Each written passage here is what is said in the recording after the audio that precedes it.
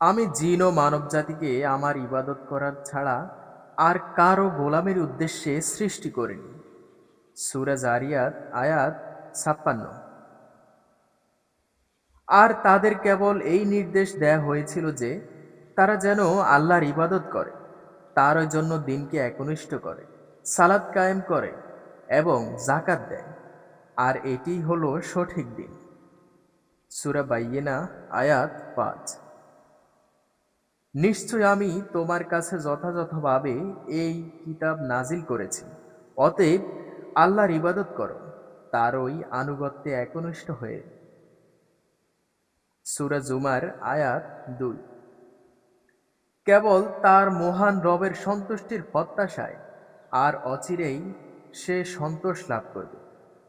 সূরা লাইল আয়াত ২০ থেকে ২১।